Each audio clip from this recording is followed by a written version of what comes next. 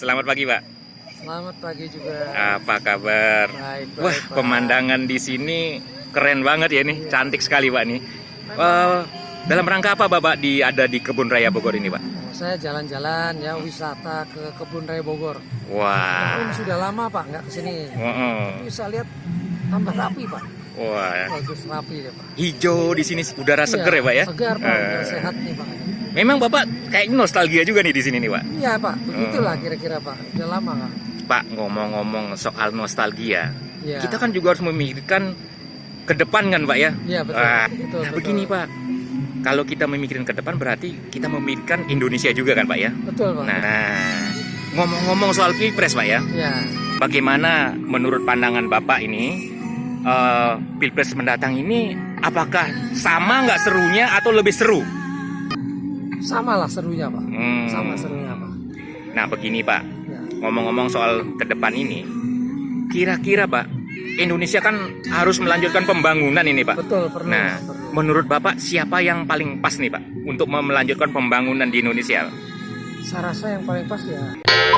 Please like, comment, and subscribe. Kira-kira Pak, yang akan bertemu nanti di sana siapa nih Pak? Kalau saya pikir itu nanti Bapak Prabowo dan Bapak Jokowi Wah, akan bertemu Pak itu. nah kan akhirnya juga muncul Pak nih wacana ya seperti Anies Puan, udah itu Puan Prabowo, bahkan ada yang bilang Prabowo Ganjar, bahkan ini yang lumayan mengejutkan itu adalah Prabowo Jokowi pada 2024. Bagaimana nih Pak, menurut Bapak yang pas ini siapa pasangan yang mana, duet yang mana nih paling pas nih Pak? Sebetulnya saya secara pribadi begini.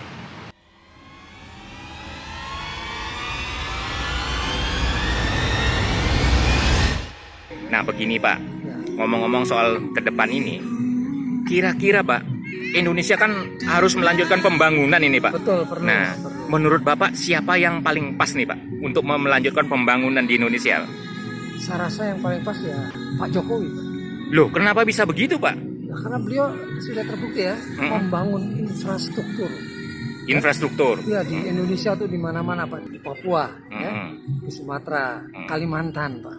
Oh. Banyak lah dan lain-lainnya. Kira-kira Pak, yang akan bertemu nanti di sana siapa nih Pak?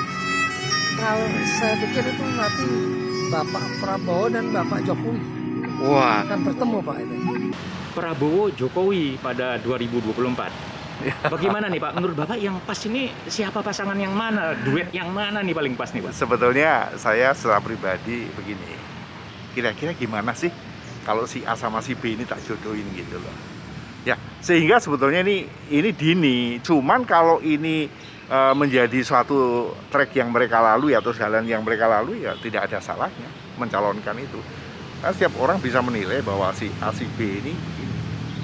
Nah umpamanya sekarang ada wacana tentang Pak Jokowi dengan Pak Prabowo.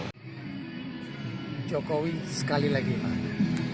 Karena infrastruktur itu adalah nanti akan membangun ekonomi Pak. Ekonomi akan berjalan dengan baik bila ada infrastruktur yang bagus Pak. Kenapa bisa begitu Pak? Dan memang untuk mengirimkan bahan-bahan pangan kan diperlukan suatu transportasi ya, jalanan yang bagus ya, pelabuhan yang bagus ya. Ya. Kalau bagaimana kalau jalanan rusak apa gimana?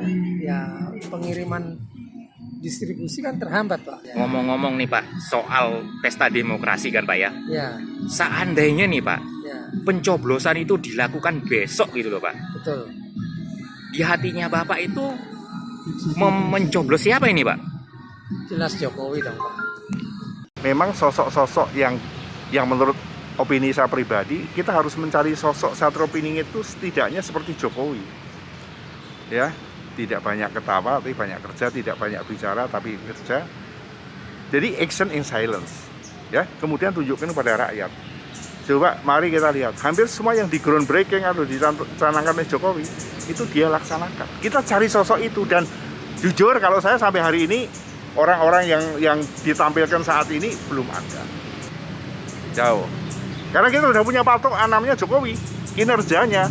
Kan susah Pak kalau udah punya yang bagus terus kita mencoba mencari-cari yang ini apa bisa apa enggak. Tahu. Ya daripada ganti orang lain yang nanti harus mulai lagi, lebih baik ini diteruskan. Bisa, tapi kan itu perlu merubah undang-undang dulu. Itu juga bukan tidak mustahil, bisa saja. Bisa saja. Sehingga saya secara pribadi khawatir kalau ini sampai terjadi stuck di tahun 2004 dalam arti pemimpin nasional tidak bisa meneruskan estafet Jokowi ini, Indonesia sebenarnya setback. Jadi kalau lihat kandidat-kandidat yang lain, saya sih belum ada yang catch in ya di otak saya bahwa ini oke gitu. Belum tune in menurut Bapak? Sama sekali. Tuh, jauh. Jadi sampai sebegitu dalam pengertian Bapak tentang wacana Jokowi 3 periode itu Pak? Oh, atau iya. Prabowo Iya. Jokowi gitu Pak? Iya, iya. Kalau itu disahkan undang-undang kan tidak ada salahnya. Kalau disahkan undang-undang tidak ada salahnya. Dan itu kemudian very strong. Very strong. Dan kalau rakyat seperti saya sebetulnya ingin bahwa negara ini damai, dinamis, menuju kesejahteraan. Gitu. Itu opini saya pribadi. Indonesia ke depan nih gimana nih Pak? Satu, saya selalu berdoa dan mencoba berkontribusi sebisanya apa yang dicanangkan oleh Presiden Jokowi bahwa Indonesia menjadi negara yang sangat sejahtera di tahun 2045. Itu harus tercapai. Karena apa?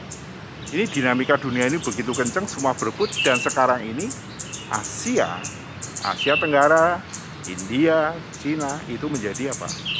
Menjadi ajang pertempuran ekonomi dunia. 60% Pak. Bisnis di situ. Indonesia harus masuk ke dalam ranking itu. Jokowi sekali lagi Pak.